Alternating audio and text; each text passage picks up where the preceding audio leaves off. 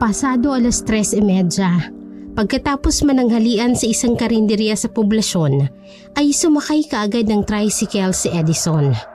Bit-bit ang 5.5 buwan niyang anak na si Edlin. Tulog na tulog ang sanggol sa kanyang bisig, habang ang 10 taong gulang niyang anak na si Edwin ay nakakapit naman sa kanya. Manong, sa Barrio San Pascual lang po. Napatingin pang tricycle driver kay Edison na tila kinikilatis ang buo niyang pagkatao. Nang mapansin niya yun ay napakunot noo siya pero hindi nagpahalata. Pagkadakay nagtanong ang Ginoo bilang paniniguro. Baka kasi namali lang siya ng pagkakarinig. Tama po, sa Barrio San Pascual po. Kung pwede po sana, dun sa kapilya nila. Nang sabihin ng tricycle driver na hanggang bukana lang siya ng Barrio San Pascual, ay hindi na siya umalma. Inaalala niya rin kasi ang 2 anak na kailangan ng masisilungan. Papunta kasi sila sa bahay kung saan nakatira ang ina niya ngayon. Mabilis na lumipas ang oras nang marating nilang bukana ng nasabing baryo, ay kaagad na bumaba ang mag-ama. Pagkabayad ay nagmamadali ring umalis ang tricycle na para bang may kung anong iniiwasan sa lugar na yun.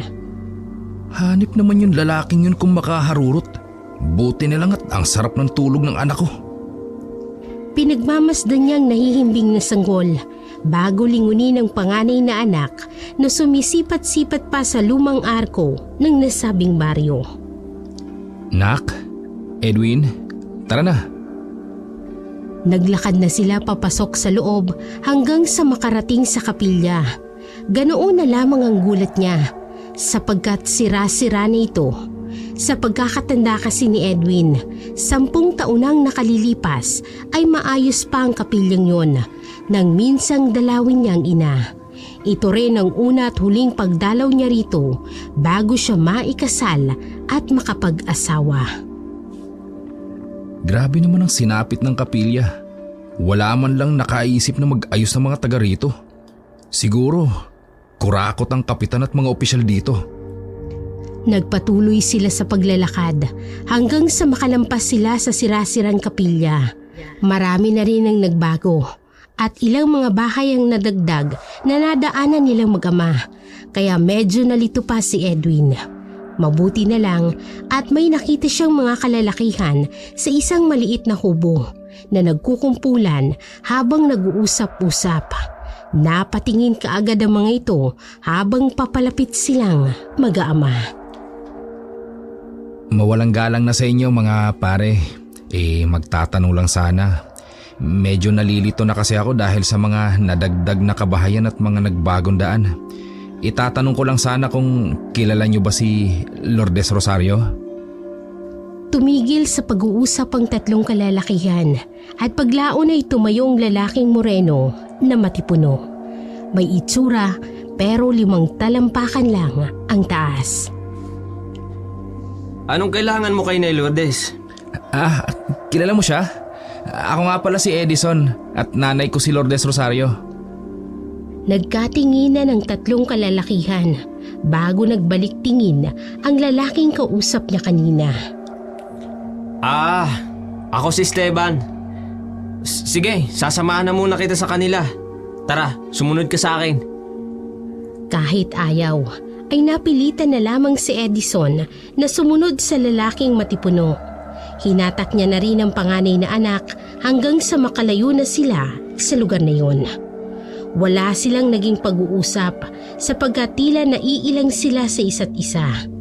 Si Edwin lang ang nagpapaingay at pasipol-sipol habang naglalakad hanggang sa madaanan nila ang 3 matatayog na puno ng kapok.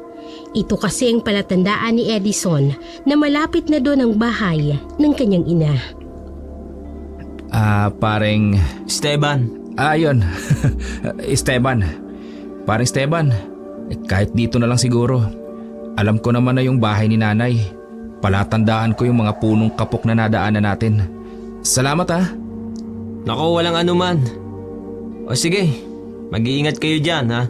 Lalo na yung sanggol mo.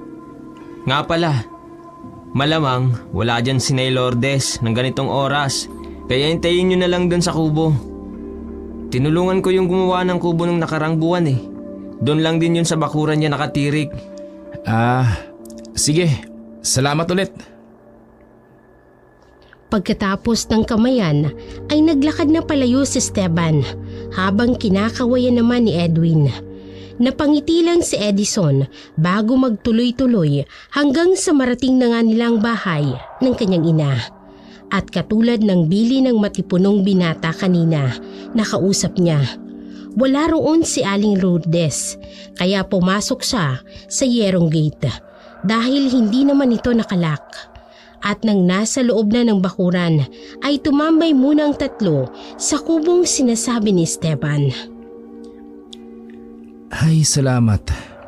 Kahit papaano, makakapagpahinga na rin tayo mga anak. Edwin, kung inaanto ka, matulog ka muna. Malamig naman dito sa kubo. Pansamantalang nagpahingang mag-aama at hindi nila namalayan ang mabilis na paglipas ng oras. 5:30 na ng hapon nang naabutan ni Aling Lourdes ang anak niyang si Edison na nakatayo sa kubong ginawa nila ni Esteban habang niyuyugyug ang sanggol nito. Si Edwin naman ay naglalaro ng mga bato-bato at tuyong dahon at ang mga tangkay na nalaglag sa mayabong na puno ng alatiris nasa gilid ng nasabing kubo. Nay! Nay!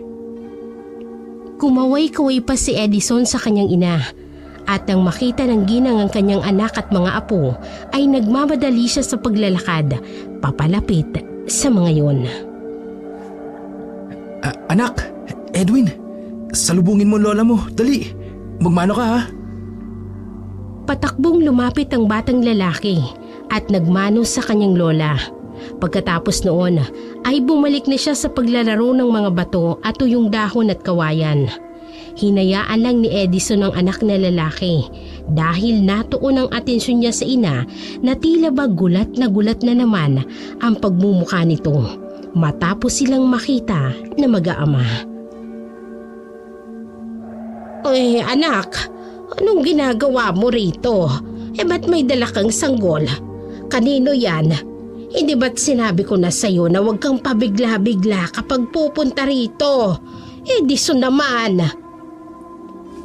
Napangiti na lamang tuloy si Edison habang pinagmamasdan ng ina na tila ba natataranta. Bakit tarantang-taranta naman po kayo, inay? Hindi po ba kayo masayang makita kami at yung mga apo mo po? Apo mo rin tong si Edlin. Nang sabihin yun ng lalaking kulot, ay kitang-kita sa mukha ng ginang ang pagkagulat, kasunod ng pagtapik nito sa noo. Bakit dinala mo pa yan dito? Ilang buwan pa lang ba yan? 5 buwan at kalahati ho. Ay, por Diyos por santong mahabaging Ginoo ka o Edison. Kapag hinanap yan ang asawa mo, baka makasuhan ka pa sa ginawa mo. Halata namang lumayas ka sa inyo. Sa bag nyo palang nadala anak, alam na alam ko na. Sa dami ng sinabi ng kanyang ina, ay ngiti lang ang itinugo ni Edison. Kaya napakamot ulo si Aling Lourdes bago sinipat ang apong si Edwin na abala sa paglalaro ng mga patay na damo. Naghalo ang pakiramdam na awat inis niya para sa anak na lalaki. Ay nako, magsipasok na nga kayo roon sa loob. Abay magtatakip silim na. Ipagluluto ko na lang kayo ng ulam. Buti na lang nagdala pala ako ng uulamin at sasabawan. Pakidala muna ito doon sa loob. Kaagad namang kinuha ni Edison ang bag at pagkatapos ay tinawag na rin niya si Edwin para pumasok sa loob ng bahay. Inutusan niya rin ang anak na bitbitin ng supot galing kay Aling Lourdes. Pagkabukas ng bahay ay dali-daling pumasok ang mag-aama at eksakto namang ikinagising ng sanggol na hawak niya. Umiyak ito ng umiyak at kaagad niyang pinadede gamit ang tinimplang gatas na nasa bote. Dahil doon ay saglit naman na lumabas ang ginang. Pagkatapos ay meron na siyang kinuhang bagay sa ilalim ng kubo. Kinuha niya roon ang pudpud na gulong ng sirang bisikleta at saka ito hiniwa gamit ang patalim na nakuha niya rin sa loob ng kubo. Nagwawalis-walis na rin siya sa labas ng mga nakatambak na tuyong dahon at sanga, saka niya pinagliyab doon at isinaboy ang ilang bahagi ng gulong ng bisikleta. Umalingasawang mabahong amoy galing sa piraso ng gulong, subalit hinayaan lang ito ng matandang ginang. Pagkatapos noon ay bumalik siya sa kanilang kubo at saka kumuha roon ng gasera. Sinindihan niya ito at naglakad papunta sa loob ng kanilang bahay. Pagkapasok doon ay natanaw niya kaagad ang anak na niyuyugyug ang sanggol. Pagkakita niya kay Edison ay ngumiti ito bago nagsalita. Nay, ando na po sa kusina yung isda. Pinahugas ko na muna po kay Edwin. Huwag na po kayong mag-alala. Maasahan po yung batang yan. Pwede po kayong magpatulong sa pagluluto. Napakamot na lamang ang ginang habang napapailing. Pagkatapos ay nagtungo na siya sa kusina para simulang magsaing at magluto ng ulam nila para sa hapunan. Habang naghahanda ay palingon-lingon ang ginang sa kanyang anak, nakalalapag lamang sa bata sa isang malaking papag na naroon lang din sa sala. Nay, nagsunog po ba kayo ng goma? Ang baho. Baka makasama po ito kay Edlin. Edison, ay doon mo na ilagay sa kwarto ang anak mo. Pabantayan mo muna kay Edwin at ako nang bahala rito. Magsindi ka na lang din ng gasera dyan sa altar. May extra pa doon sa kubo, kunin mo. Napabuntong hininga na lang ang kulot na lalaki bago sundin ang utos ng kanyang ina. Nang nasa kwarto ng sanggol na binabantayan ni Edwin, ay kaagad na nagtungo siya ng kubo para kunin ang ekstrang gasera. Mula roon ay mas lalong umaalingasaw ang mabantot na amoy ng goma, kaya napatakip siya ng ilong habang nagmamadaling pumasok sa loob ng bahay. Grabe, Nay. Ang baho po talaga ng goma. Ba't po ba kasi kayo nagsunog niyan? Ang dami mong tanong. Sindihan mo na yung gasera at ilagay mo sa altar. Kibit balikat na lamang na inilagay ni Edison sa altar ang nakasinding gasera at pagkatapos ay pinagmasdan niya ang dalawang anak dahil kita sa mga ito mula sa pwesto niya. Napangiti siya ng mapait matapos makitang nilalaro ni Edwin ang bunsong kapatid na tahimik na dumidedi ng gatas. Nakangiti naman siya kaharap ang ina ay hindi niya pa rin maiwasang mahabag para sa kalagayan ng dalawa niyang anak na naulila sa ina nang wala pang kamuwang-muwang sa mundo. Ito ang dahilan kaya nagtungo siya ngayon dito sa bahay ng ina. Namatay na kasi ang asawa niya dahil sa komplikasyon sa panganganak at dahil hindi naman siya tanggap ng mga kaanak ng babae. Kaya mas pinili niyang lumayo sa mga ito at makasama na lamang ang inang si Aling Lourdes na alam niya na hindi siya nito itatakwil. Pagkasara ng pinto at bintana, sa kanya nilapitan ng ina na nasa kusina, na abala at tahimik na nagluluto ng makakain nila. Ang bango ng niluluto niyong ulam na ya. Luto na po ba yan? Hindi pa, senyor. Pero malapit na hong maluto. Pasensya ka na. Ngayon lang ako nakapagluto. Pabigla-bigla ka kasi ng dating. Napangisi na lamang si Edison bago magsalita. Nay naman, parang ayaw mo kaming andito ng apo mo ah. Hindi mo ba kami na-miss? Huwag mo nga akong utuin, Edison. Malamang may ginawa kang masama kaya nandito ka at naglaya sa asawa mo. Patay na po si Delia, Nay. Natigilan ang ginang sa kanyang ginawa at napatingin ng seryoso sa anak niya. Nakita naman sa mga mata na nagpipigil lamang ng luha. 2 linggo na po. tinapos lang po ang burol at libing niya. Tapos pinalayas na po ako ng mga kaanak niya. Kaya pasensya na po kayo, Nay, kung nabigla ko po kayo. Kayo na lang po kasi yung natitira kong pamilya. Hindi na natapos ng lalaking kulot ang pagsasalita dahil niyakap na siya ng mahigpit ng kanyang ina na hindi niya namamalayan. Dahil doon ay hindi na napigilan ni Edison ang pagtulo ng kanyang luha sa mga mata. Napayakap na rin siya sa ina na tahimik na umiiyak kasabay ng paghimas-himas ng ginang sa kanyang likuran. Iiyak mo lang yan, anak. Salamat po, Inay. Sa kabila po ng pang-iiwan ko sa inyo, handa niyo pa rin po akong tanggapin. Sino ba namang inang makakatiis sa mga anak? Nagtagal sila sa ganoong senaryo hanggang sa marinig na lang nilang umiiyak ng sanggol. Dahil doon ay kaagad na nagpunas ng luha si Edison at sinilip ang anak. Sumunod din si Aling Lourdes sa kwarto. At nang makita niyang babaeng apo ay hindi maiwasang mapangiti siya ng gusto. Tumahan kaagad ang sanggol habang niyuyugyug ng marahan ng kanyang ama. Nayo, kamukha niyo po. Mukhang paglaki po nito, matapang din. Abay dapat lang dahil walang duwag sa lahi natin. Nang makatulog na ang sanggol, ay bumalik na sa kusina si Aling Lourdes at ipinagpatuloy ang pagluluto. Si Edison ay pinagmasdan lang ang sanggol, pati na ang anak na nagsusolo na namang naglalaro sa isang sulok ng silid. Habang naghihintay ng makakain, ay lumabas muna ang lalaking kulot at tumambay sa kubo. Doon ay pinagmasdan imik na kapaligiran na pinaiingay lamang ng mga kuliglig at palakang bukid. Ilang saglit pa ay biglang napaangat ng tingin si Edison matapos makarinig ng malalaking ibon na nagliparan galing sa malaking puno ng kapok na hindi kalayuan sa bahay ng kanyang ina.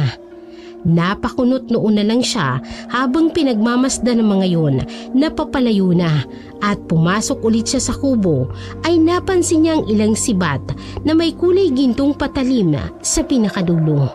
Nakapwesto lang ang mga yun doon kasama ang isang bote ng langis na hindi niya alam kung para saan. Ano kaya itong mga ito? Kailan pa kaya nahilig si nanay sa pagkolekta ng mga ganitong bagay? Hahawakan niya na sana ang nasabing bagay, kaya lamang ay nakarinig siya ng humuhuning ibon. Pagkatingin niya sa mga nagliliparang ibon, ay sumulyap din siya kaagad sa puno ng kapok sapagkat tila mayroong kung anong nilalang na dumapo siyang napansin, kaya naman nag-alisan at nagambala ang mga ibong natutulog. Ano kaya yun? Eksaktong pagkasabi niya noon ay siya namang paglabas ng kanyang nanay Lourdes. Anak, pumasok ka na rito at kakain na. Patakbong lumapit ang lalaking kulot sa pinto ng kanilang bahay. Anong tinitingnan mo sa puno ng kapok? May malaking ibon po akong nakita eh. Di po ba pugad naman talaga ng mga paniki yung punong yon? Doon din po sa compound nila Delia, meron po niyan. Pero hindi po ganyan kalaki. Grabe, ang laki sobra. Kitang-kita po rito oh. Natigilan na si Edison sa pagsasalita sapagkat umabante ang kanyang ina saka binilugan ng mga kamay ang bibig para mas pampalakas ng boses. Nagulat na lang siya nang biglang sumigaw ang kanyang ina na tila umaalingaw-ngawa sa buong paligid. Hoy! Ikaw na putang ina ka! Kung sino ka mang nandyan na hinayupak ka na nagpapanggap na malaking ibon, abay matalas ang pang-amoy mo ah! Hindi ka pa nadali ng mabahong goma! Ay subukan mo lang pumasok sa bakuran ko at may paglalagyan kang buisit ka! Hindi pa man natatapos ang ginang ng kanyang sinasabi, ay lumipad na kaagad palayo ang isang malaking ibon na bigla ring nawala na parang bula. Takang-taka naman si Edison sa kanyang nakita at narinig na sinabi ng kanyang ina. Ay, akala ko hindi matatakot ang mokong na yun eh. Ano po ba yun, Nay? Huwag mo nang itanong. Tara na sa loob. Baka lumamig ang pagkain. Masarap yung bangus na pinakuluan ko sa sampalok. Kibit balikat na naglakad si Edison papasok ng bahay. Samantalang si Aling Lourdes naman, bago pumasok sa kanilang bahay, ay nagpunta muna sa kubo. Nakita na lang ng mag-ama ang bagay na yun. Pagpasok nito sa loob ng bahay, may dala itong 3 sibat na ginto ang talim, pati na rin ang langis. Pagpasok sa loob ng bahay ay dali-dali niyang isinarang pinto at sumabay sa pagkain ng kanyang anak at apo. Habang ang sanggol ay nahihimbing sa pagtulog, marami silang mga napag-usapang bagay habang kumakain. Kasama na roon ang dahilan ng kamatayan ni Delia. Humingi rin ng paumanhin si Aling Lourdes sa kanyang anak sapagkat hindi niya ito nadamayan habang nagluluksa sa kanyang asawa. Lumipas ang ilang oras, habang nahihimbing sa pagtulog ang lahat ay hindi naman mapakali ang sanggol, kaya pagising-gising din si Edison. Dati naman ay mahimbing kung matulog ang bata, kaya kinausap-usap niya na lamang ito habang pinapadede ng itinimpla niyang gatas. Ano anak? Namamahay ka ba? Naninibago ka ba sa bago mong bahay? Sige na, dede ka lang. At huwag kang uha ng uha ha. Kasi natutulog na ang Lola Lourdes mo at yung Kuya Edwin mo rin. Hindi na mamahay ang anak mo. Alam ko kung bakit hindi yan makatulog. Nag-aalala yan katulad ko. Nagulat si Edison nang biglang lumapit sa kanilang kanyang ina. Napangiti pa siya sa paliwanag nito. Bakit naman po mag-aadala si Edlin, Nay? Wala pa naman pong muwang ang bata. Ang ibig kong sabihin, natatakot yan siya. Naaalala mo ang nakita natin kaninang malaking ibon? Yun ay isa sa mga pinag-aalalahanan ng sanggol. Mas malakas ang pakiramdam ng sanggol kaysa sa atin, lalo na kapag panganib. Ramdam na ramdam nila yan. Isuot mo to sa kanya palagi. Iniabot ng ginang ang isang kalmin digera na may perdible. Inilagay kaagad ni Edison sa laylayan ng damit ng hindi makatulog na bata. Nang makampante ng sanggol ay nakatulog na rin ito kaagad matapos mainom ang gatas. Pagkatapos noon ay bumalik na rin si Aling Lourdes sa kanyang higaang papag na nasa sala lang ng bahay. Pumikit na rin si Edison hanggang sa siya'y makatulog. Kaya lamang bandang 3:00 ay naalimpungatan siya matapos mapansing wala ang kanyang panganay na anak sa higaan. Saglit niyang iniwan ng sanggol na tulog pa rin at saka nagtungo sa banyo kung saan niya nakita si Edwin na nakatingin sa butas ng mga breast blocks. Tila takot na takot din ang itsura ng bata at naiihi na rin sa salwal nito. Edwin naman, ang laki-laki mo na. Naiihi ka pa rin sa salwal mo? Pagkaturo ng batang lalaki sa breast blocks at pagkasabi niyang may aswang, kaagad na napatingin doon si Edison pero wala naman itong nakitang kahit ano. Hubarin mo na yung short mo at maghugas ka na rin ng katawan. Nang matapos ng kanyang anak ay sabay silang bumalik sa kwarto at natulog ng mahimbing. Kinabukasan, nagising na lamang si Edison dahil sa tama ng sikat ng araw sa kanyang muka. Pagkamulat ng kanyang mga mata ay napansin niyang wala na sa tabi niyang anak na si Edwin, pati na rin si Edlin, kaya napabalikwas siya ng bangon. Paglabas ng kwarto ay nakita niya ang kanyang ina na nakaupo sa papag nito habang nilalaro ang bunso niyang anak kasama na rin si Edwin. Dahil doon ay nakahinga siya ng maluwag at napalitan ng sayang pag-aalala ng kanyang puso habang pinagmamasdan na masaya si Nanay Lourdes sa piling ng mga apo. Ay, mag-almusal ka na. Nagpainit na ako ng kaping barako. May tuyo at sinangag na rin dyan. Kumain na kami ni Edwin, pati tong si Baby Edlin. Sige po, inay. Kung may gagawin po kayo, iwan nyo na lang po muna si Edlin dyan sa papagpo ninyo. Andyan naman po ang Kuya Edwin niya para tingnan-tingnan siya. Nang nasa kusina na si Edison at kumakain, ay iniwan na nga ng ginang ang apo nito sa papag, kasama ang kuya nito habang naglalaro rin. Sinulyap-sulyapan pa ang sanggol. Lumabas ng bahay si Aling Lourdes at nagsimulang magwalis hanggang sa maya-maya ay nakaamoy ulit si Edison ng goma. Si nanay talaga. Nagsunog na naman ang goma.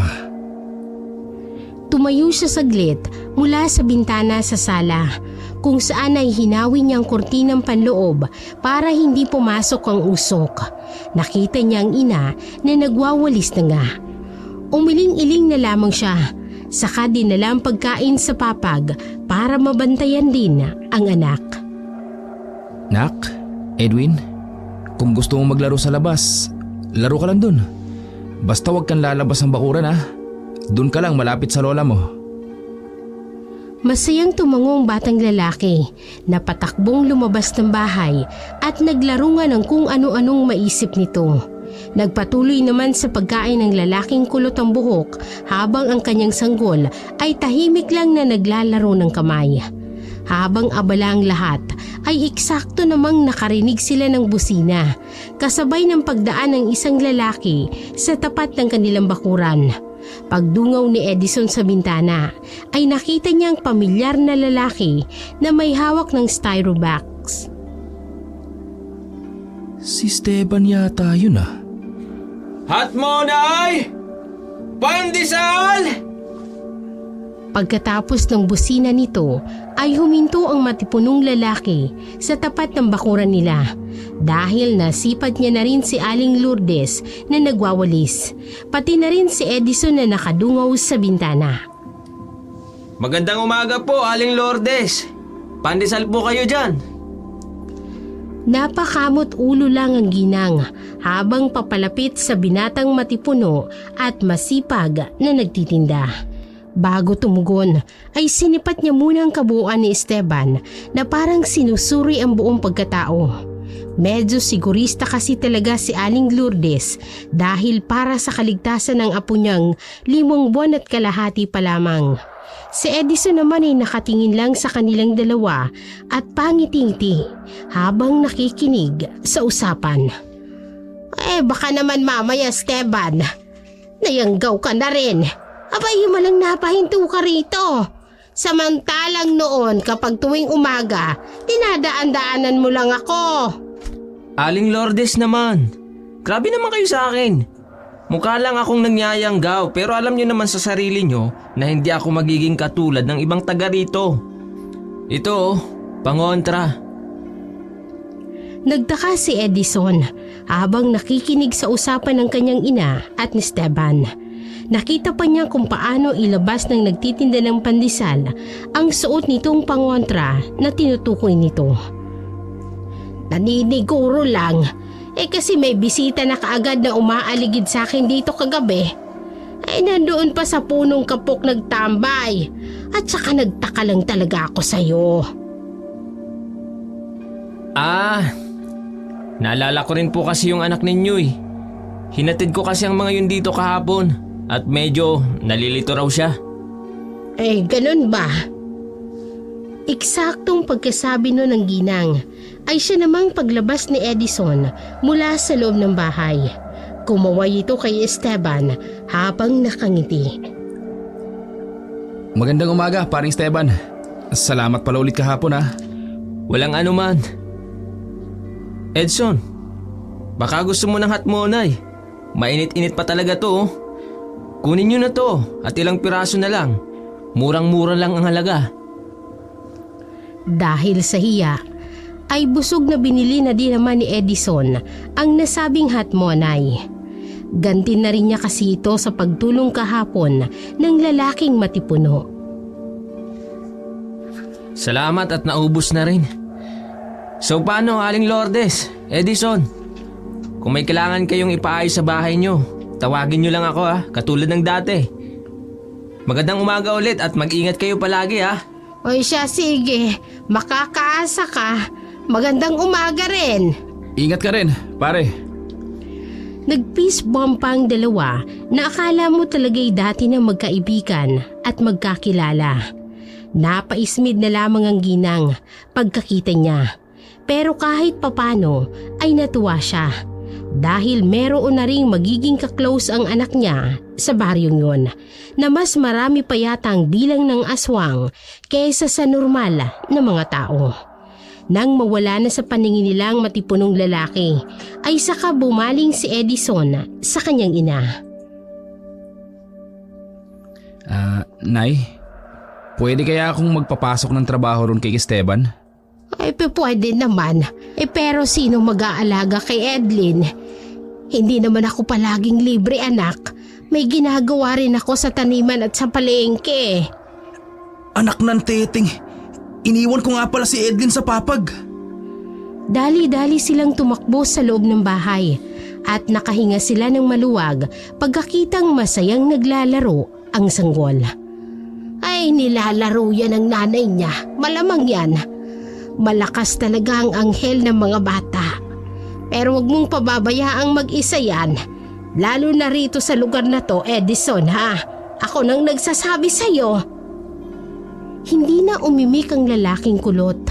Nagpatuloy na lang siya sa pagkain at nang matapos at nakapag-almusal na ay saglit na nagpaalam si Aling Lourdes sa kanyang anak.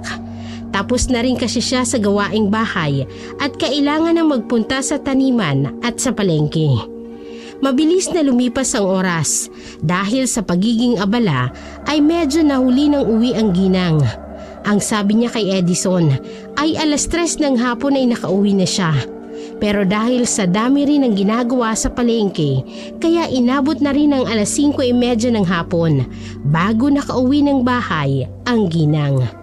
Hindi naman napansin yun ni Edison dahil naging abala rin ito sa pag-aalaga sa kanyang sanggol at sa iba pang gawain. Lumabas na rin sila saglit sa bahay pagsapit ng bandang 4:00 ng hapon, pero umuwi rin sila dahil hindi niya natipuhan ang tingin ng mga tao sa kanilang mag-aama. Para kasi silang kakainin ng buhay ng mga yon. At napansin niya rin ang takot sa mukha ng panganay niyang anak na si Edwin. Nang tanungin niya naman ito kung bakit, ay sinabi lang ng batang lalaki na ang mukhang aswang na nakatingin sa kanila, kaya pasimpleng natawa na lamang si Edison. Eksaktong magtatakip silim nang abutan ni Aling Lourdes si Edison, pati na rin ang mga apo sa kubo. Nagmimeryendang mag-aama habang ang sanggol ay nakahiga lang at tahimik na naglalaro. Oh, Nay, medyo nahuli yata po kayo ng dating. Ang sabi po ninyo kanina, 3:00 pa lang po ng hapon, nakauwi na po kayo. Nakapananghalian po ba kayo? Nagtira pa naman po ako ng ulam para sa inyo. Kainin nyo na po agad bago po mapanis. Tumabi ang ginang sa kanyang anak at pagkatapos ay isinandal niya ang sarili sa gilid ng kubo. Nagpalingalinga rin siya saglit sa paligid at nakiramdam dahil ilang minuto na lang ay magdidilim na rin. Nagbenta si Esteban kanina ng kakanin kaya busog pa ako. Bakit nandito pa kayo sa labas? Huwag mong sanayin na abutin ng dilim si Edlin sa labas. Ang mga engkanto ay iba-iba pa. Kung ano-anong masasamang alagad ng kadiliman ang umaaligid kapag ganitong oras na. Andito naman po kami sa kubo, Nay. At saka, inihintay po kayo ng mga apo mo. Tingnan mo po si Edlin, yung kamukha niyo po. Napatingin na lamang ang ginang sa sanggola na kanyang apo. Natuwang-tuwa pagkakita sa kanya. Dahil doon ay napawi ang pagod ng ginang kahit papano. Ilang saglit pa nang mapansin ni Aling Lourdes na nakapagsiga ng kanyang anak. Tumayo siya saglit at kinuha ang natitirang goma sa ilalim ng kubo. Pagkatapos noon ay isinaboy niya ito sa siga dahilan upang muling umalingasaw ang mabahong amoy ng goma. Kapag nagsisiga ka tuwing hapon, ganyan ang gagawin mo ha? Samahan mo ng goma. Pantabo yan sa masasamang klase ng nilalang. Ang baho naman po, Inay. Bawal po sa sanggol yan eh. Kaagad na binitbit ni Edison ang sanggol at niyugyug ito. Napakunot naman ang noong ginang bago muling tumabi sa anak. Magtakip na lang kayo ng ilong o mas mabuting pumasok kayo sa loob muna. Ay mahamog na rin at baka sipunin ng sanggol. Ay kung alam mo lang Edison, kung gaano kalaking tulong ang amoy ng goma na yan, hindi ka magrireklamo ng ganyan. Panlaban nga po sa masasamang elemento, sabi niyo po. Sige po, Inay. Tara na po sa loob. Ano po bang dala niyo at ako na po muna magluluto dahil mukhang pagod po kayo. Tumayo na ang ginang at naglakad papunta sa kanilang bahay. Umalalay naman ang kanyang apong si Edwin habang si Edison ay bitbit ang sanggol na nakatakip ng makapal na kumot. Nakarinig pa sila ng huni ng isang ibon. At alam ni Aling Lourdes na hindi naman talaga yun isang ibon, kundi katulad kagabi, aswang na nagpapanggap lang. Nasa may pintuan na sila ng bahay ay saglit na huminto ang ginang at tumanaw sa madilim na kalangitan kung saan narinig na humuhuni ang ibon. Nang makalayo na ang huni ay sa kanya binalingan ng anak habang hawak ang sanggol. Narinig mo yon? Dahil sa amoy ng goma, kaya naitaboy ang nilalang na yon. Bakit po, Nay? Ano po ba yun? Aswang yon. Hindi alam ni Edison kung maniniwala ba siya o hindi sa sinabi ng ina. Pero nakaramdam siya ng matinding kilabot, kaya nauna siyang pumasok sa loob ng bahay, tanga ng sanggol. Pasensya na po, Inay. Huwag po kayong mag-alala. Tatandaan ko po ang mga sinabi nyo. Magluluto muna po ako at pakitingnan-tingnan muna po itong si Edlin. Hinayaan na lamang ng ginang ang kanyang anak sa mga gagawin sa kusina. Nag-ayos na lang siya sa loob ng bahay habang pinagmamasdan ng apong sanggol sa papag ng kwarto. Ang batang si Edwin naman ay naglagay ng gaserang may sindi sa altar at tumulong sa pagsasara ng pinto at bintana ng bahay. Habang nagluluto, ay pinagmamasdan lang ni Edison ang kanyang ina kasama ang apo na nagdadasal sa tapat ng altar. Natuwa siya nang makita mga yon dahil ngayon lang din niya ulit nakitang ngumiti ng ganon si Aling Lourdes. Kung nakikita lang sana ngayon to ni tatay, siguradong matutuwa siya. Sa ngalan ng Diyos Ama, Diyos Anak at Diyos Espiritu Santo, Ama namin, sumasalangit ka, sambahin ang ngalan mo. Matapos ang ilang sandali, ay natapos na rin ang pagdarasal ng maglola. Tuwang-tuwa si Edwin, kaya napapalakpak pa ng simple si Edison. Narinig din nila kung paanong tumawa si Edlin mula sa kwarto, kaya napasilip silang lahat doon. Mukhang nakikisabay din sa panalangin ng kamukha mo, Inay. Ay, syempre. Kanino pa ba magmamana yan kung hindi sa akin lang din? Nagtawanan na lamang sila at makalipas pa ang ilang minuto. Sa wakas ay naluto na rin ang pagkain. Kakain na ba? Abay medyo nagugutom na ako dahil sa amoy ng pagkain. Opo, Inay. Kakain na po. Edwin, maghugas ka na ng kamay para makakain ka na rin. Pagkatapos mag-usap, ay tahimik na nga silang naghapunan. Pinangunahan ulit ni Aling Lourdes ang pasasalamat sa pagkain nila bago pagsaluhan ng mag-anak ang nasa hapagkainan. Habang kumakain, walang ano-ano ay biglang nawala ng kuryente. Mabuti na lang at mayroong gasera sa altar, kaya kahit paano'y nagliwanag pa rin ang loob ng kanilang bahay. Hindi rin naman ganun kalaki ang kanilang bahay, kaya ang isang ilaw ay sapat na para hindi mamayaning kadiliman sa loob ng kanilang bahay.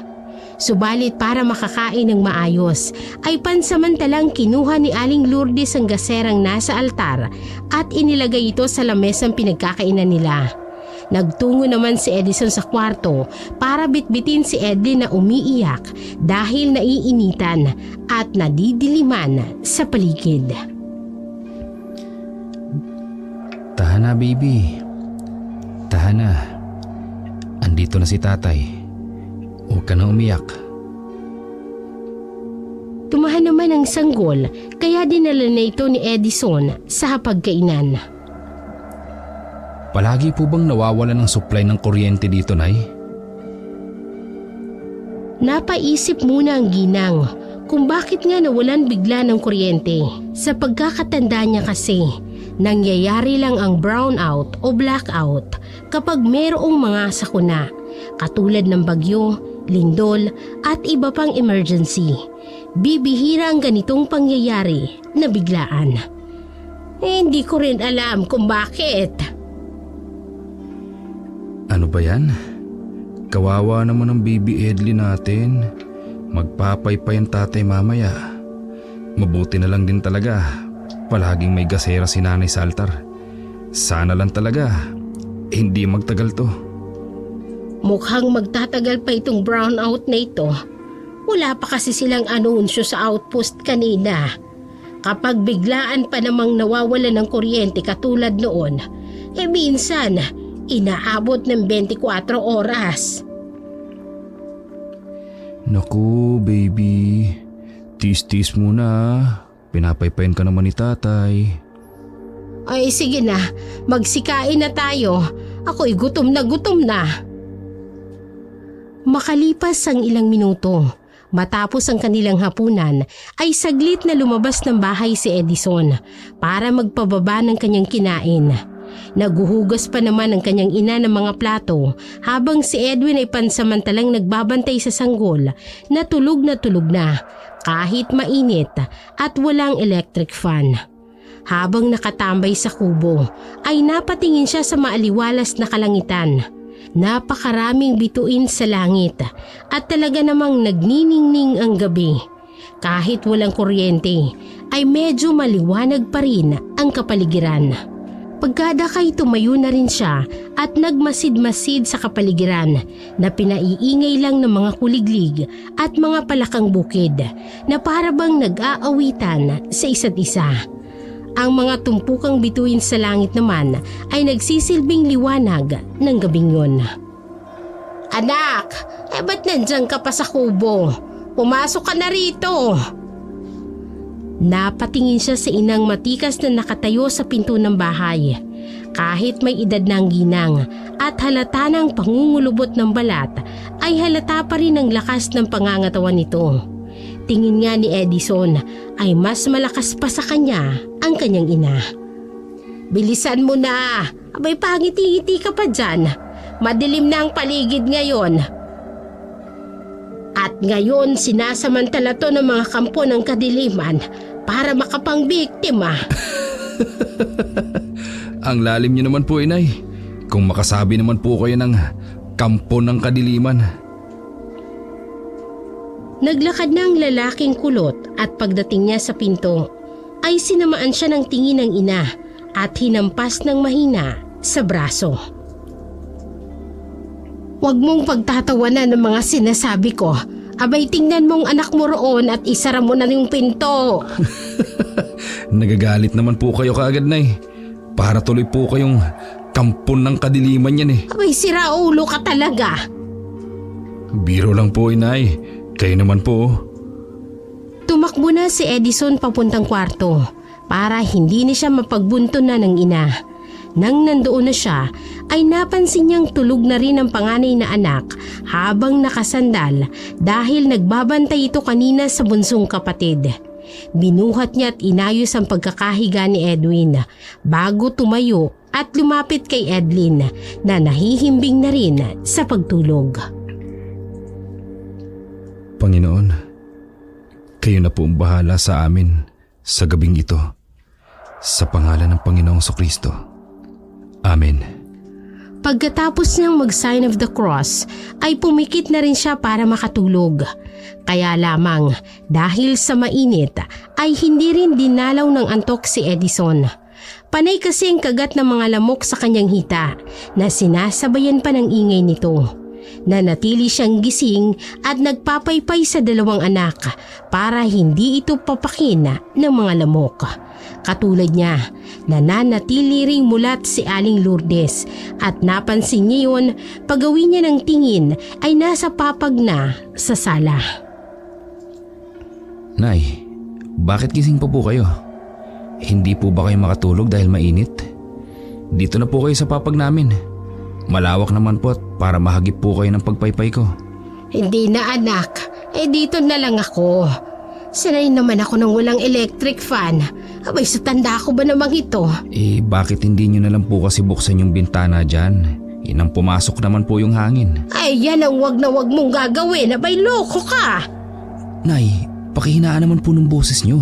Baka magising po yung mga bata. Walang umimik sa kanila pagkatapos noon sapagkat tumalikod na si Aling Lourdes habang nakahiga.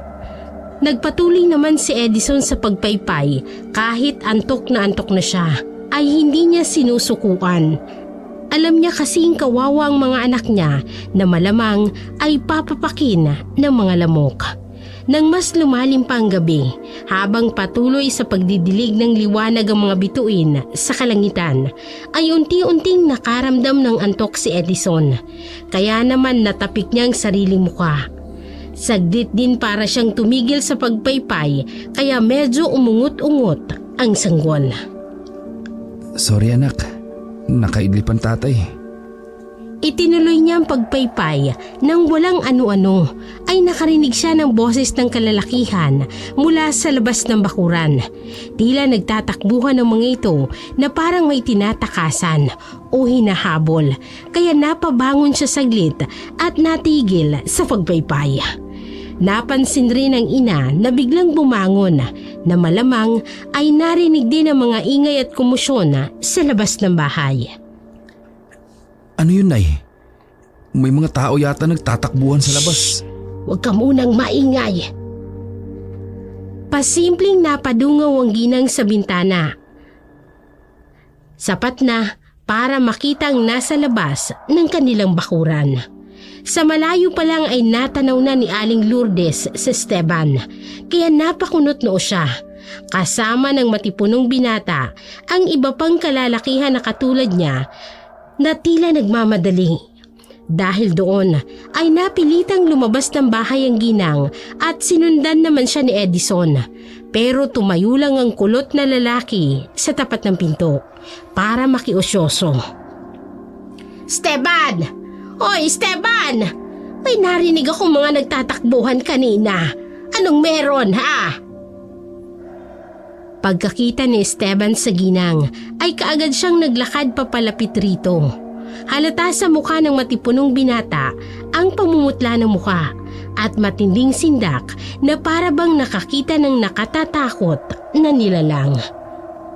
Ay bakit parang namumutla ka naman? Anong nangyari? Aling Lourdes, buti po at gising pa kayo. Pwede po ba na kaming pumasok dyan sa loob ng bahay nyo? Kaagad na binuksan ni Aling Lourdes ang yerong gate na isinara rin kaagad pagkapasok ni Esteban at ng dalawa pang kalalakihan na sina Simon at Philip na mga panadero din. Nagtaka naman si Edison dahil halata sa mga itsura ng mga kalalakihan ang matinding takot. Para bang may kung anong masamang nangyari sa kung saan napilit nilang tinatakasan. Dahil doon, bago pumasok sa loob ng bahay, ay muling nagsunog ng gomas si Aling Lourdes. Pagpasok niya rin sa loob ng bahay, ay nagkandado na siya ng pinto. Sa kanya inihanda ang mga sibat na may kulay gintong patalim.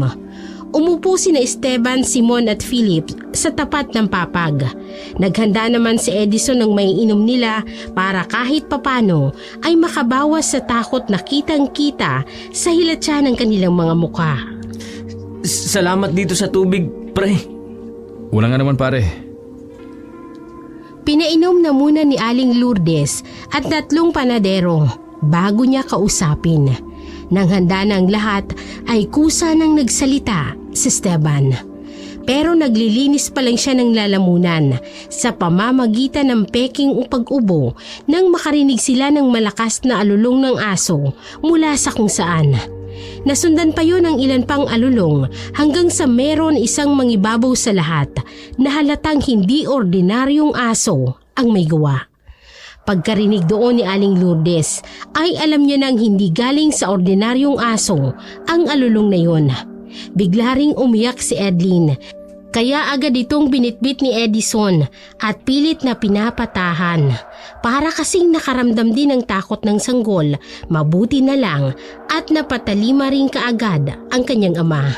Hinawakan ni Aling Lourdes ang sibat saka iniabot kay Esteban, kay Simon at ang 2 pa. Pagkatapos noon ay binigyan naman ni Philip ng isang supot ng asin. Nagbigay din siya kay Edison na nagtataka naman sa kung anong nangyayari.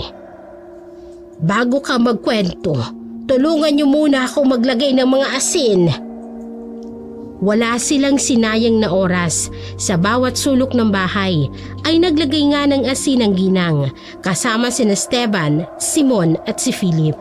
Si Edison naman ay litong-lito pa rin na nakamasid sa kanila habang bitbit ang anak nitong sanggol.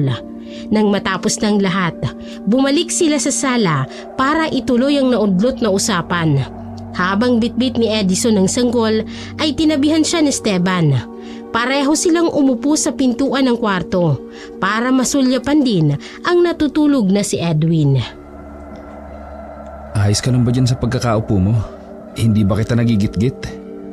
Ayos lang naman, pre. Ay ngayong ligtas na tayo rito sa loob ng bahay, pwede nyo na bang ikwento kung anong nangyari? At bakit kayo nagtatakbuhan, Esteban, Simon, Philip?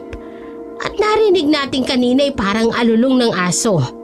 Sigurado akong hindi yun basta aso lang. Ano bang nangyari sa labas? Humugot muna ng malalim na hininga sa Esteban at pagkatapos ay muli itong uminom ng tubig. Pasimple namang tinapik-tapik ni Edison ang likuran niya at nang handa na ay nilungon muna si Simon at Philip na tumango na lamang, kaya nagsimula na siyang magsalita. Galing po kami sa birthday ni Consel Noel at masaya po ang lahat kahit walang kuryente. Tuloy ang kasiyahan at inuman. Habang nagkukwento ay hindi maiwasan ni Edison na mapatitig sa mukha ng katabi. Hindi niya rin alam kung bakit, pero may kung ano siyang kakaibang nararamdaman na kaagad niyang inalis sa isip. Ay, birthday nga pala ngayon ng mayabang na konsyal na yon. Ay tapos, anong nangyari? Nandun din po kasi si Kapitan nang magkalasingan na. Nauna nang umalis si Kapitan kasama ang driver nila, pati ang asawa niya po, si Madam Melia. Natigilan silang lahat sapagkat isang malakas na alulong na naman ang kanilang narinig.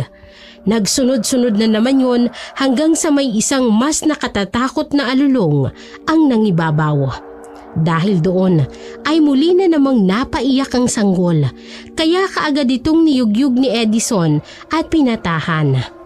Binigyan niya na din muna ito ng maiinom na gatas hanggang sa tumahimik. Pasensya na kayo sa baby ko ha. Sige, ituloy mo na ang pagkikwento. Hindi naman kasalanan ng bata Dahil yun sa alulong, pero ito na nga po, Aling Lourdes, Edison. Pauwi na rin sana kami nila Simon at Philip. Kasi may tinda pa kasi kami bukas Tsaka kailangan naming bumalik sa bakery. Napabuntong hininga ng malalim si Esteban habang ang 2 kasama niya ay makikita pa rin sa mukha ang takot kahit ang tahi-tahimik ng mga ito. Nang makaramdam ng kaginhawahan ng matipunong binata dahil sa malalim niyang pagbuntong hininga ay saka ulit siya nagkwento. Mga ilang minuto po, bumalik doon sa amin sa lama yung driver ni Kapitan at sugatan po siya. Hindi lang basta sugatan. Duguan po talaga. Bigla siyang sumigaw kaya napatingin kaming lahat sa kanya. Ang sabi niya, sinugo daw sila ng aswang. Tapos kinuha at pinatay sila Kapitan at Madam Melia. Noong una po, Aling Lourdes, walang naniniwala. Pero nagulat kaming lahat dahil may bumagsak bigla sa tent. Tapos gumulong yun hanggang mahulog sa lupa. Pagtingin ng mga tao ron, kasama na kami. Nakita na po namin ang ulo ni Kapitan tsaka ang asawa niya. Sa takot ni Esteban ay hindi niya maiwasang mapakapit ng mahigpit sa baywang ni Edison na ikinagulat nito. Pero hindi na rin yun pinansin ng mga nakikinig dahil nakafocus ang lahat sa pagkukwento ni Esteban. Ay, anong ginawa niyo? Nakita niyo ba ang aswang? Wala po kaming nakita. Sa sobrang takot, nagtakbuhan na lang po ang mga tao sa kung saan-saan. Nakarinig kami ng mga alulong tapos pagaspas na parang malalaking ibon. Basta po nagkagulo na ron. Hanggang sa mapadpad na lang kami dito nila Simon tsaka Philip. Salamat po at pinatuloy nyo kami dito. At di kayo nagdalawang isip. Kung ordinaryong tao ka lang, hindi ka matatakot o maiilang na pumasok sa bahay ko. Kaya hindi ako nagdalawang isip na papasukin kayo. Dahil alam kong hindi naman kayo aswang. Teka, Nay. Marami pong aswang sa lugar na to? At saka, totoo po ba talaga sila? Nang sabay-sabay na tumango mga kaharap ng lalaking kulot, ay napalingon na lang siya kay Esteban na nakakapit pa rin pala ang isang kamay sa kanyang bewang. Nang marealisyo ng binatang matipuno, ay naiilang niyang inialis ang kamay at dumistansya ng konti. Nakaramdam naman tuloy ng kakaiba si Edison dahil doon. Subalit naantala ang mga yon nang muli na naman silang makarinig ng napakalakas na alulong mula sa hindi kalayuan. Dahil doon ay nataranta sina Simon at Philip kaya pumwesto sila sa papag at nagsusumiksi kay Aling Lourdes na parang mga bata. Uminahon nga kayo mga binata. Malalaki ang mga katawan ninyo. Abay kayang-kaya nyo silang labanan. At isa pa, nandito kayo sa bahay ko. Puno ng pangontra at laban sa mga aswang. Abay hindi sila mangingiming pumasok rito. Tumayo ang ginang at pinagmasdan ng kalalakihan bago matikas na nagsalita. Esteban, Simon, ang hawak niyong mga sandata. Gagamitin natin niyang pamprotekta sa anak kong si Edison dahil hawak niya ang apo kong si Edlin pati na rin si Edwin. Sige po, Aling Lourdes. Ikaw naman, Philip, binigyan kita ng supot ng asin. Gamitin mo yung pangsaboy, ha? Mahalagang pangontra ang asin sa kahit anong klaseng elemento. Paano po ako, Nay? Anak, ibulsa mo ito. Langis yan na may Jesus Nazareno. Mabisang pangontra sa aswang at sa kahit anong masasama. Ay kanina, nilagyan ko na ito mga patalim ng langis para siguradong hindi sasagad sa buto ang sugat ng aswang at hindi gagaling. Maraming salamat po, Inay. Ano na pong gagawin natin ngayon? Aalis po ba tayo rito sa bahay ngayon? Mas ligtas tayo rito sa loob ng bahay. Bago pa sila makapasok, siguradong napatay na natin sila o kung hindi man, makasinikatan na sila ng araw. Ibig pong sabihin, sa ngayon, mananatili tayong gising hanggang sa mag-umaga? Tama, mahaba-haba pang oras. Sa ngayon dahil hindi pa nawawala ang epekto ng amoy ng goma, kaya hindi pa sila naaamoy. Sa oras na mawala ang amoy ng goma, asahan natin, isa-isa o baka sabay-sabay silang pumunta rito dahil sa amoy ng sanggol. Nagkatinginan ng tatlong panadero matapos yung marinig sa ginang. Pero pinilit nilang iwaksi ang takot katulad ng bilin ni Aling Lourdes. Habang may pangontra pa tayo sa labas ng bakuran, umidlip na kayo. Dahil mamaya, sigurado akong hindi natin sila maiiwasan. Tinuon talaga nila na walang kuryente. O baka naman sinadya nila. Ibig sabihin, mas marami na ang aswang sa lugar na to kaysa normal na tao? Dapat umalis na tayo rito, Nay. Hindi dapat kayo nagtsatsaga sa lugar na gabi-gabing nasa panganib ang buhay nyo. Saka na kita sasagutin. Magpahinga ka na muna. Kayo rin. Ganoon na nga ang ginawa ng lahat. Sina Simon, Philip ay nagsiksikan sa papag na nasa sala. Habang si Aling Lourdes naman ay pinagdugtong-dugtong ang mga upuan sa kusina at doon siya nahiga. Nay, sigurado po ba kayong dyan po kayo matutulog? Doon na lang po kayo sa papag na nasa kwarto. Mas makakampante ako kung dito ako matutulog para mabantayan kayo, anak. Sige na, huwag ka nang makipagtalo pa.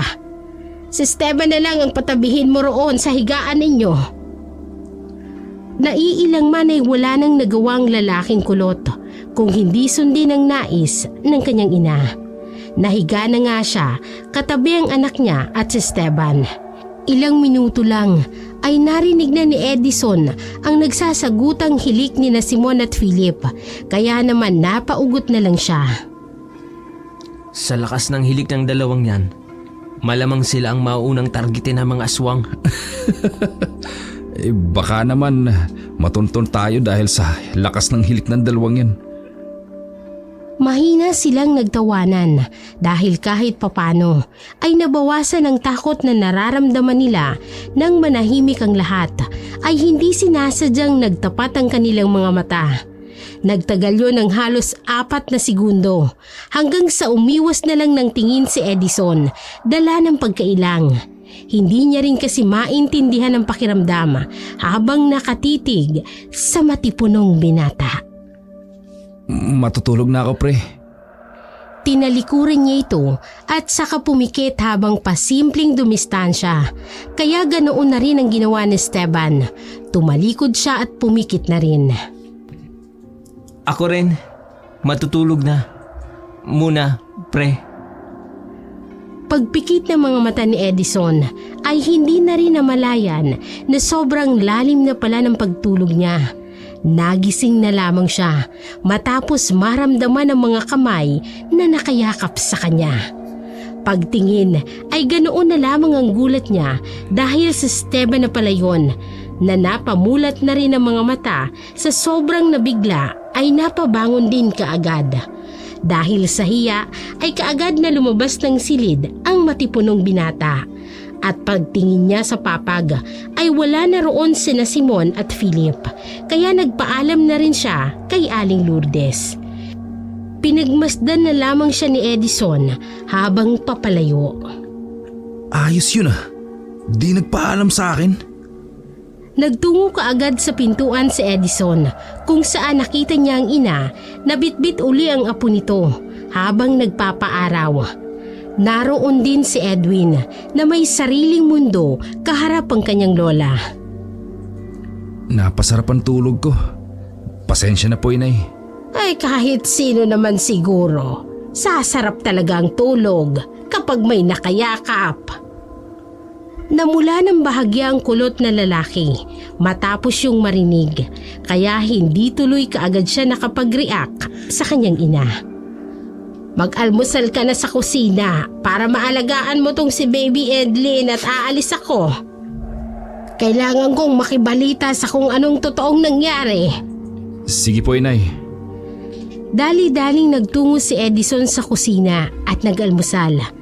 Habang kumakain ay hindi maiwasang maisip niyang kakaibang pakiramdam nung magkasama sila at magkadikit ang mga katawan nila ni Esteban. Napakamo tuloy siya ng ulo na tila nalilito. Anak ng Teteng, hindi ako ganun tao. May 2 akong anak. Dahil sa kakaisip ay hindi niya rin namalayan na naparami ng kanyang nakain. Napansin na lang niya na ubos na ang laman ng plato. Matapos maramdaman ang presensya ng kanyang ina na nasa tabi lang pala niya. Kanina pa po ba kayo dyan, Nay? Oo, nakikita ko kung paano mo kausapin ang sarili mo. Abay para kang tanga. Hugasan mo na yung kamay mo at kailangan ko nang umalis. Makalipas ang ilang minuto Pagkaalis ni Aling Lourdes para makibalita ay ganoon pa rin ang pagmumuni-muni ni Edison. Hindi kasi talaga maalis sa isip niya ang tungkol sa kakaibang pakiramdam niya kagabi habang kasama sa Esteban. Mas naiisip niya pa nga ito kumpara sa mga katatakutang aswang na nangyari kagabi sa handaan ng nasabing konsyal. Naantala lang siya matapos marinig si Edwin sa kanilang bakuran na humahagalpak ng pagtawa. Pagsilip niya sa bintana ay may nakita siyang mag-asawang matanda na nakikipaglaro sa batang lalaki. Pansamantala niyang iniwan sa papag ng sala ang natutulog na si Edlin at lumabas ng bahay para lapitan ng anak.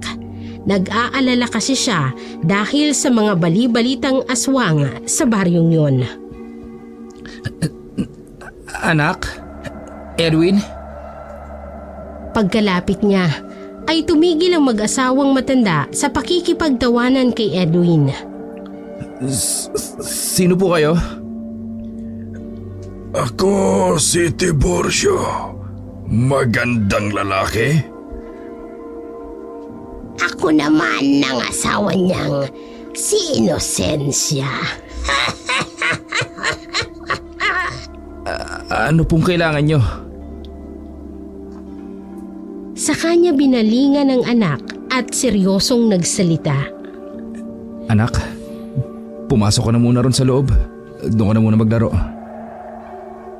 Pagkatapos niyang sabihin yun, ay biglang nawala ang ngiti sa labi ng mag-asawang matanda. Kaya mas lalo siyang natakot. Mabuti na lang at nasa bulsa niya pa ang langis na ibinigay kagabi ng kanyang ina.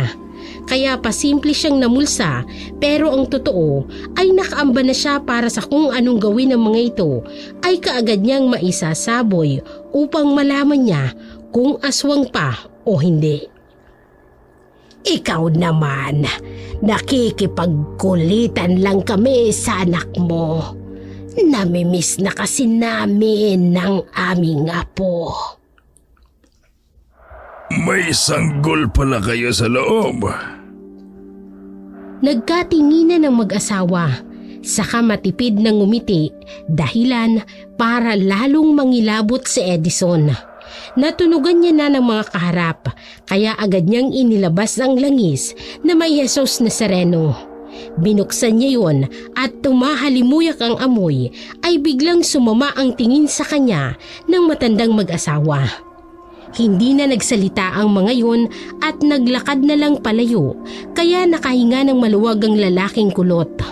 Pagkatapos noon ay dali-dali siyang pumasok sa loob ng bahay at pinayuhan si Edwin na huwag makikipag-usap sa kung kani-kanino.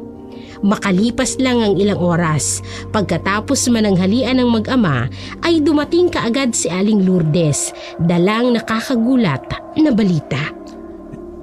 Nay, ano pong balita? Totoo yung sinabi ni Esteban kagabi. Abay, patay na nga ang kapitan ng San Pascual, pati na ang asawa niya. Sa mga sinabing yun ng ginang ay para bang nakaramdam ng matinding takot si Edison, lalo na dahil sa nangyari kanina sa harap mismo ng kanilang bahay. Sa pakiwari ng lalaki ay ito yata ang pinakamatinding takot na naranasan niya sa buhay. Hindi man sila natatapos mag-usap ay nakarinig na naman ang mag-ina ng mga yabag ng tao mula sa labas ng kanilang bakuran.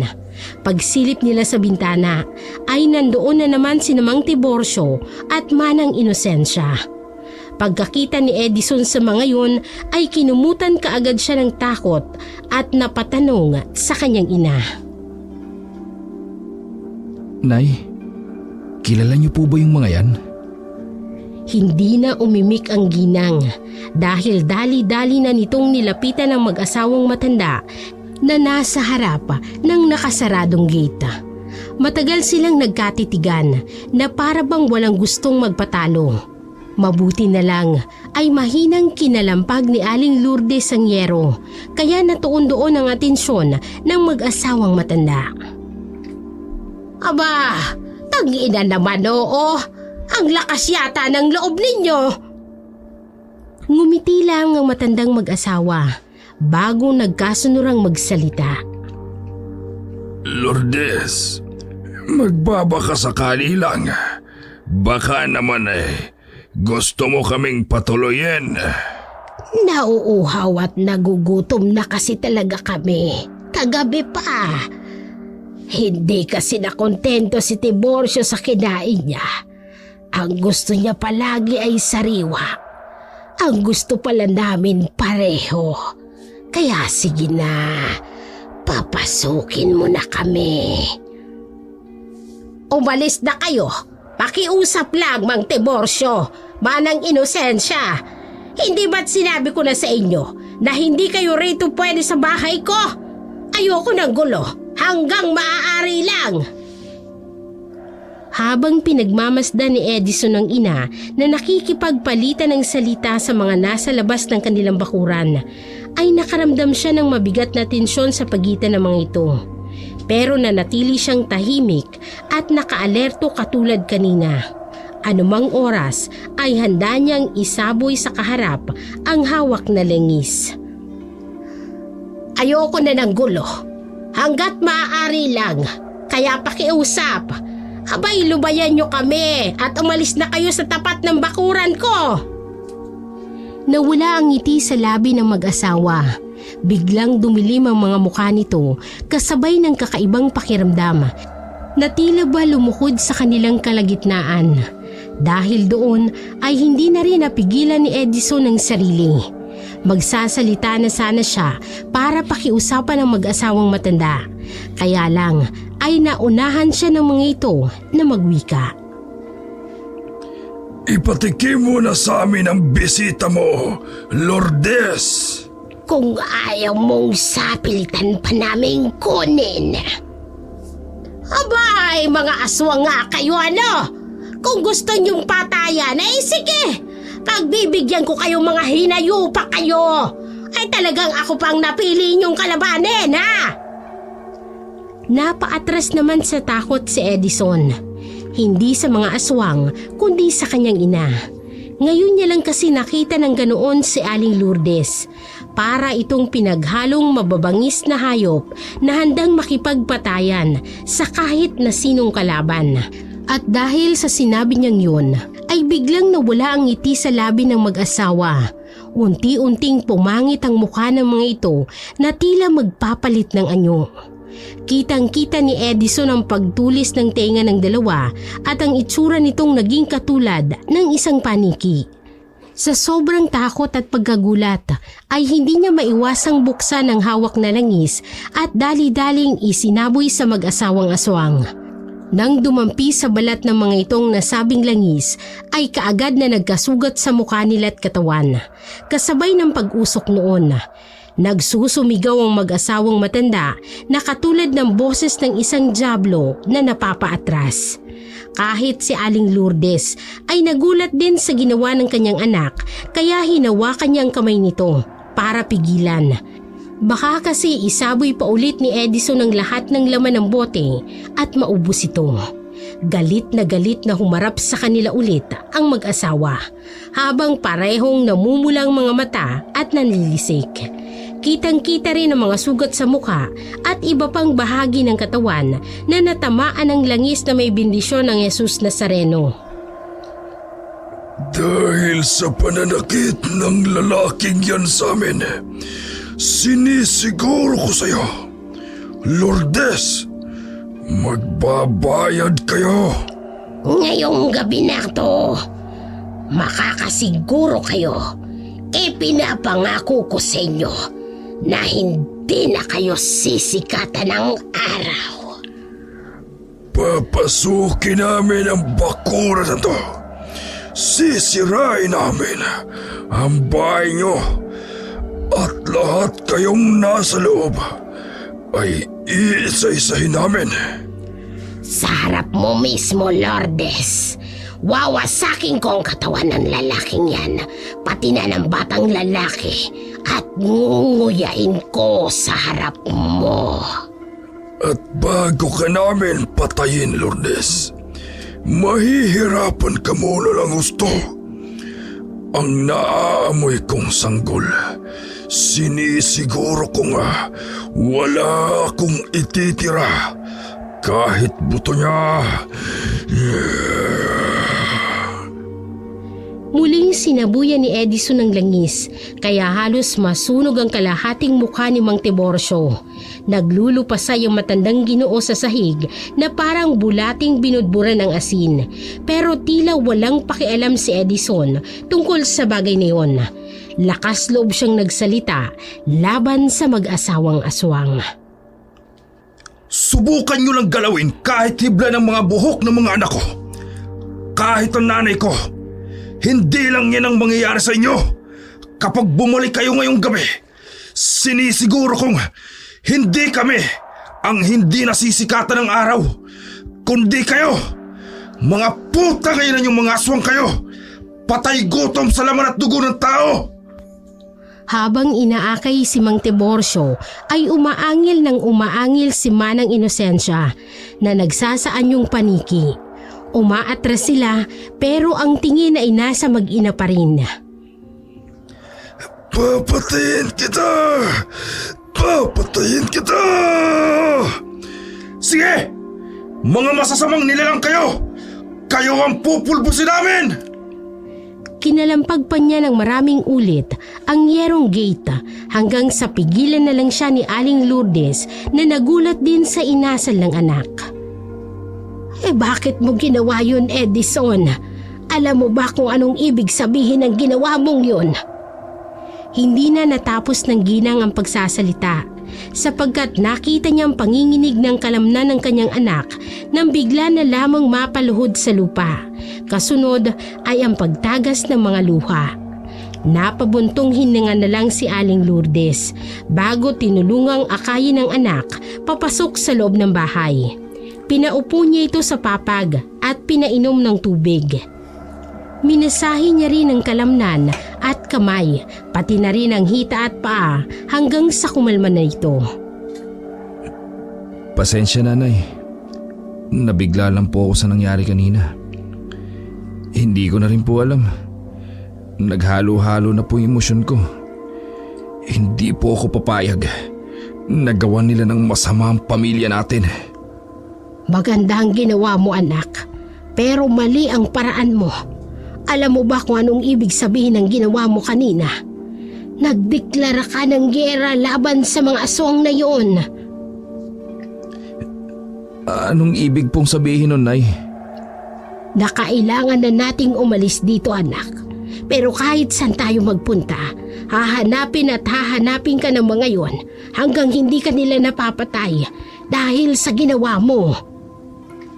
Ilang minutong nanahimik ang mag-ina at naantala lang dahil sa pagdating ni Edwin na nagbabantay ng sanggol. Nagising na pala si Edlin na tila nang hihingi na ng gatas. Mag-asikaso na kayo ng mga anak mo. Aalis na tayo kaagad bago pa tayo abutan ng dilim. Dapat wala na tayo sa poblasyon bago pa kumalat ang dilim dahil siguradong hindi sila titigil, anak. Wala na nga silang inaksayang oras. Matapos makapag-alsa balutan, ay umalis na sila sa lugar na yun. Pero bago tuluyang lisanin ng bakuran, ay malungkot na sinunog ni Aling Lourdes ang kanilang bahay at ang lahat ng mga naroroon. Ito lang kasi ang naisip niyang paraan para hindi kaagad masundan ng mga aswang na maaaring humanting sa kanila at sa kanyang apo at anak. Nagulat ang mga taga roon nang makitang nasusunog ang bahay. Bago pa makaresponde ang marami, ay natupok na ng gusto ang bahay. Sa kabutihang palad, ay kaagad silang nakasakay ng tricycle at nakarating sila sa poblasyon.